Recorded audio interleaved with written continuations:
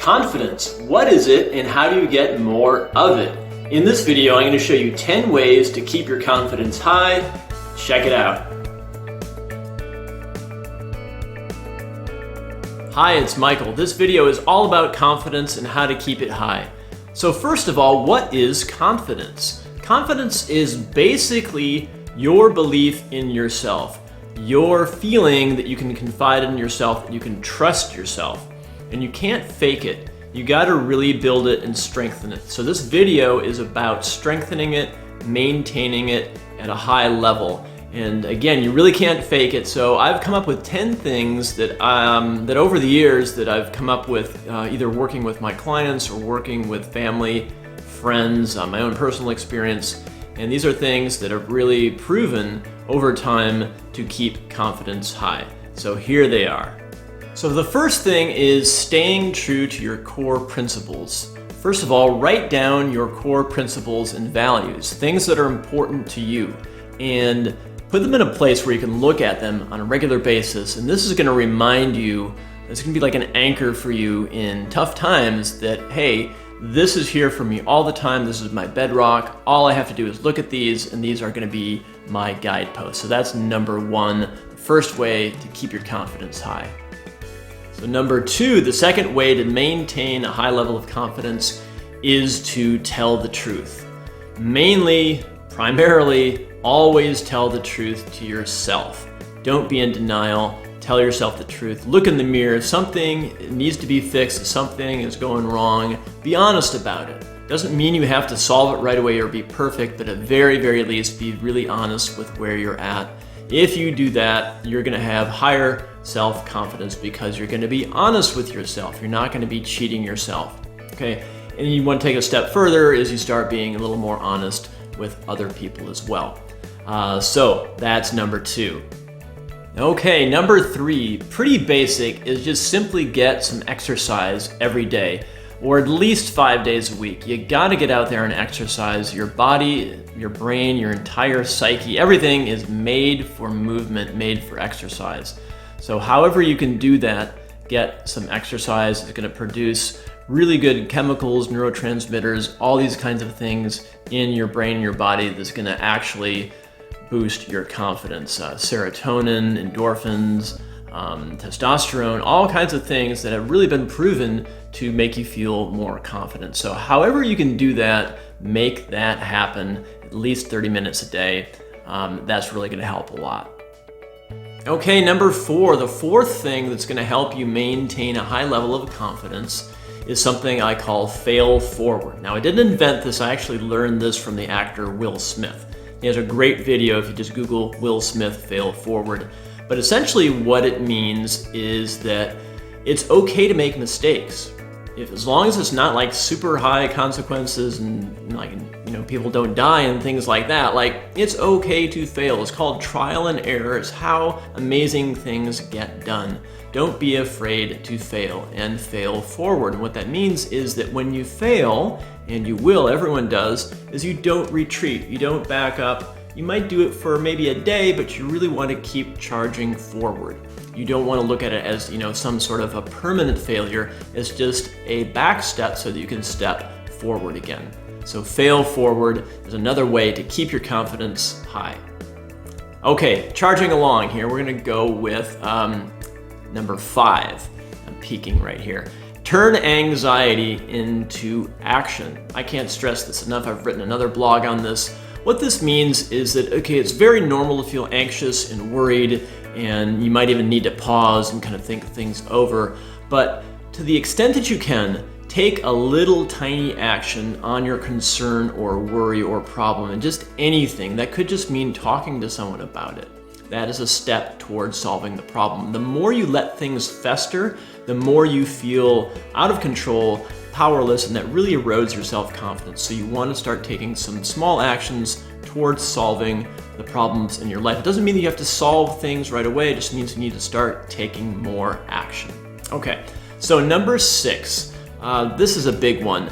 Don't people please. Don't be a people pleaser. And this is easy to say.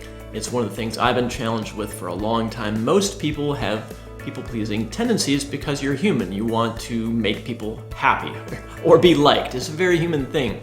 But to the extent that you can start really letting go of that and realizing that people really don't care that much about all the little things that you do, the more freedom that gives you, the more self-confidence that gives you to just be more of yourself and express your opinions and do things that you want to do without worrying about pleasing people or worrying about their judgment and things like that. So that's a big one. Let go of people-pleasing as much as possible. The seventh thing here is don't always be right.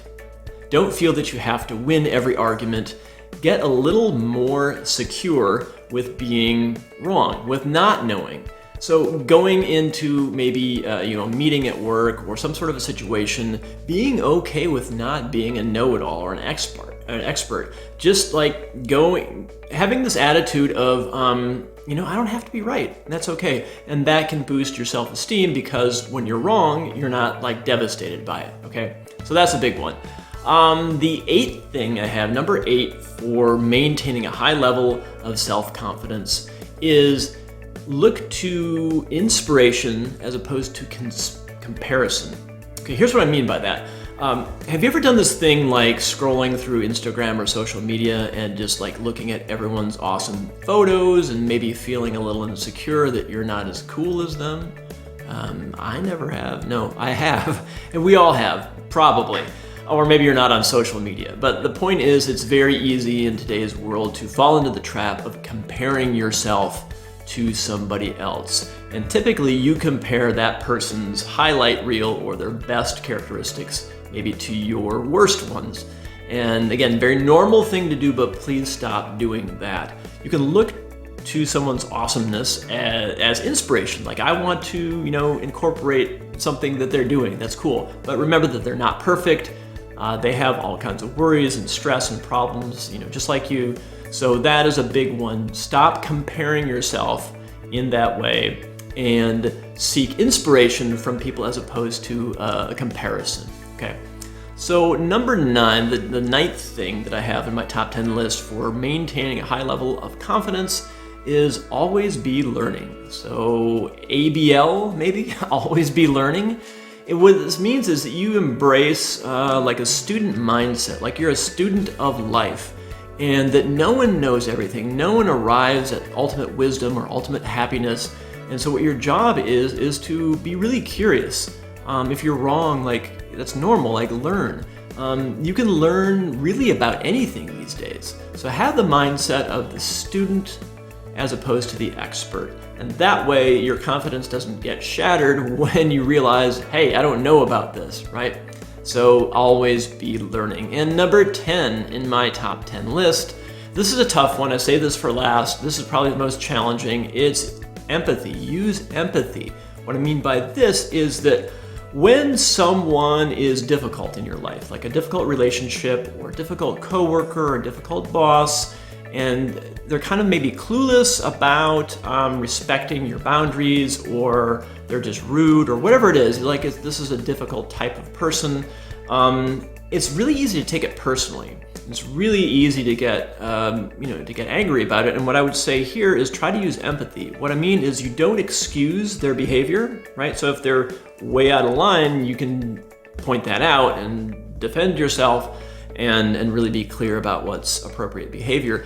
And at the same time, use empathy. And what you do is you realize that this person's, misbehavior has nothing to do with you, and everything to do with their inner pain and their inner struggle, probably from earlier experiences in life. And again, doesn't mean you excuse their behavior, but what you do is you put on these empathy glasses, and it's really empowering because you realize this person is behaving in this particular way not because of you at all. It's not about you, it's about them. And what you can do is you can actually feel bad for them, and you go, God, it must be so hard for that person to be in so much pain. And what this does is it depersonalizes their behavior, not as an attack on you, but just that they would attack anybody, and has nothing to do with you. So that's my top 10 list. I hope this really works for you. Again, I've compiled this over the years. There's probably some more to add to this list. If you have more, I'd be curious to hear about them. Feel free to leave a comment in the video here or wherever you're seeing this. DM me or let me know if there's anything else that like good practices and good attitudes to embrace that keep your confidence high. Thanks for watching. Hey, if you like this video, make sure to subscribe and also share with family and friends. Hope you find these mindset tips helpful in your life.